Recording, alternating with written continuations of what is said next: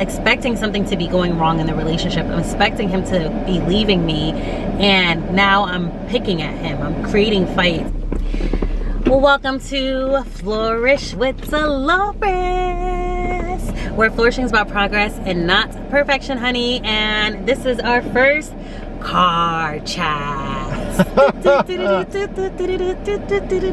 In this video, we are going to be answering a couple of relationship questions. We're going to do a series on this, so look out for that. We have questions submitted. My team broke it up into different categories.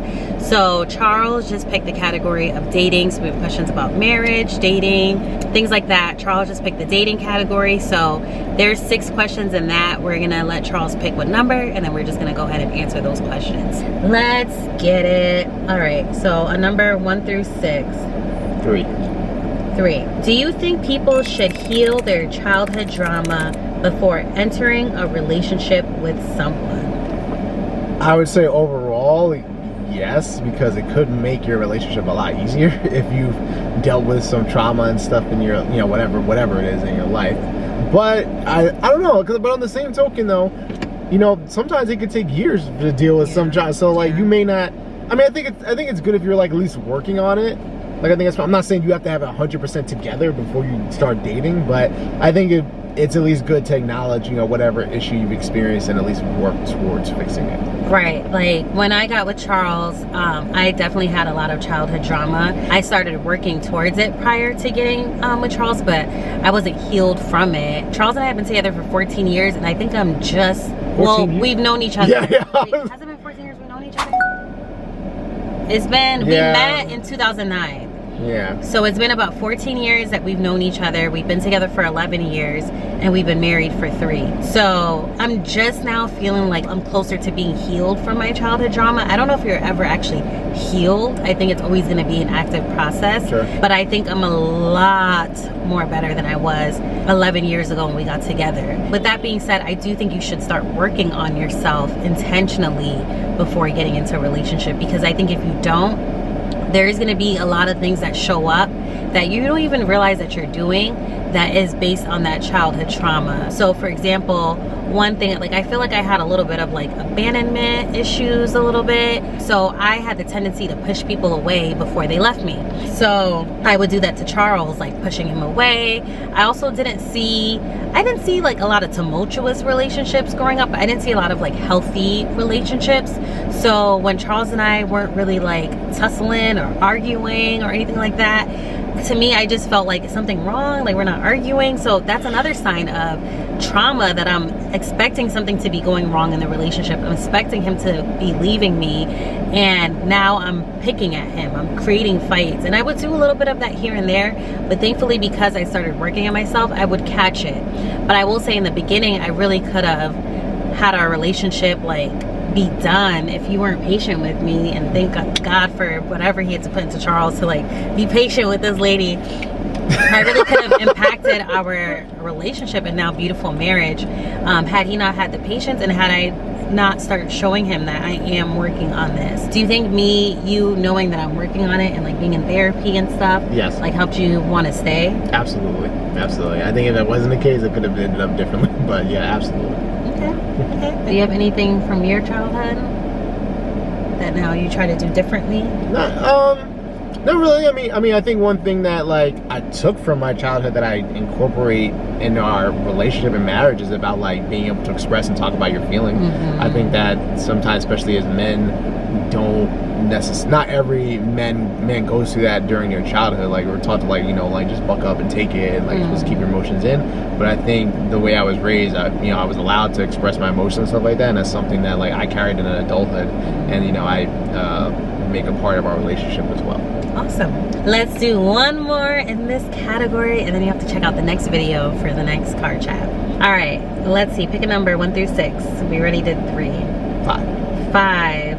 Why does it feel like everyone is the same when dating, men and women? Is it due to social media, or is it because people listen to one another? Like everyone's giving the same advice, so it's like everybody ends up being the same, like based on what we see on social media. So let me just make sure I understand the question again. So basically asking, why is the advice people give the same? No, why does it feel like everyone is the same when dating? So maybe this person continues to run into the same type of person. Oh, you got to change what you're doing then. Yeah. Yeah, like, I mean, that's like, if you, like they say, like the definition of insanity is to continue to do the same thing over and over again and expect this different results. Like if you know, go towards the same type of person, or you try to meet people in the same type of environment that may not necessarily be the best for you, well, yeah, you're gonna keep attracting the same type of person. So you gotta, you know, you have to do something a little bit different. And you know, even for you, I mean, I'm sure you're gonna tell, you know, your story about, you know, how we kind of finally got together. I should. So I think I would have asked that question in college, like, why are all these guys the same? But I think Charles showed me that every guy isn't like that. But I think you have to be willing to do something different. And from what I've seen with even myself then, even with some friends then, is we tend to end up going after the same guy. And I agree. I think it is a lot with social media. On social media, we see the guy that's flexing. You know, the girls are getting flued out, getting the Chanel bags and all that stuff.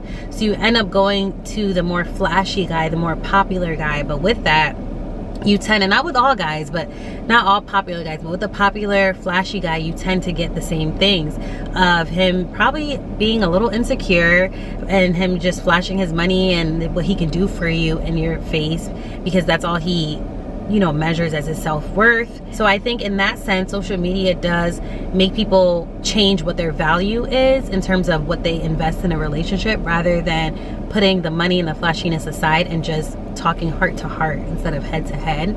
More flashiness to flashiness, like what we could show off. And when I got with Charles, he isn't flashy. He, you know, isn't gonna be, you know, flying you out. He's not gonna be buying you Chanel bags. Like, he don't even know where to get a Chanel bag. Like, you know what I mean? Do you get it on Amazon? I don't even know where to get a Chanel bag. But at the time, I would have loved to be with a guy that can get me that, because that's what you see on social media. But I'm very thankful that I changed that. So when I started with Charles, if you haven't like heard our story, I don't know if we ever sat and shared our story on YouTube, but when I first started to date Charles, I was dating, you know, the popular guy, the cool guy, the swaggy guy, and I was continuing to get hurt. But I would always see Charles around college, around the campus, because he was my tutor. We were in the same scholarship organization. And I thought he was just such a good guy, like the guy you would take home to mom. And even with knowing that, I still was like, well, that's not my guy. Like, he's too innocent, he's too sweet. So there you go, you see a different guy, but then you're going with all the guys that are usually the same. Right. And I think a lot of times, even with what I see with my friends, those guys that are the nice guy, they may be short, or they may not be the best dresser, or they may be a little skinnier than usually like, or a little heavier than usually like. There's usually something off, a little bit off when it comes to your initial attraction. And then you're looking more at the flashy guy, because right away when we see them, you're like, oh, drooling. But take a second to look at that guy who is the good guy, who does meet everything else on your list. And if he's a little short, if he can't dress, or just one of those little things that really is more superficial, reconsider that. Because I'm not saying you shouldn't be attracted to who you're with. Like, my man is fine, honey. But like in college, like everybody knows, I used to be like, oh, Charles is so innocent, or he can't dress like that. And I think, I don't remember who said it, but I think whoever said it, when I was like, oh, he can't dress like that, someone was like, girl, when you get married, you take his card and you go dress him. And now I get to do that. You know what I mean? So I'm very thankful, because I was almost not going to date Charles because of something superficial. But the rest of the things that Charles brought to, at the time, our friendship was marriage material. A guy that's caring, a guy that's loving, a guy that is unproblematic, isn't trying to argue, wants to communicate in a healthy way. Like, that is what you need when it comes to marriage. And then moving forward, now that we have a child, that is what you want when you're picking out the father of your child. So if you're struggling to like pick out your next boyfriend or whatever, think about like, who would I want to father my future daughter? And that may make you look at guys a little bit differently, because now seeing later on in life, like, parenting is a struggle, and you want someone who's going to be positive and help you, not even help you because it's their responsibility too, but like, you guys are going to be able to work as a team. So I say all that to say, not every guy is the same. You just have to open your eyes a little bit and be open-minded. And I'm not saying you have to settle. Definitely don't settle on things that can't be changed. So are they trustworthy? They don't lie, they don't cheat, they're loving, they're not abusive. Those are things that you can't change from a person. You either are abusive or you're not abusive. But soft skills, like, I don't know, like the dressing, like do they know how to dress? Like those things can be changed or worked on or tweaked, or essentially really those things don't even matter years down the line. So I hope that helps. Let us know in the comments if you want to see more videos of this. We'll do a few more car chats. We're at the Beyonce concert, honey, so we got some time. So check out the next one, but definitely drop your questions in the comments below or DM me on Instagram if you want it a little bit more private, if you don't want anybody to know that you're asking. And we'll be happy to answer your question or scenario when it comes to relationship, marriage, and dating. Thanks, and we'll see you in the next video. Peace.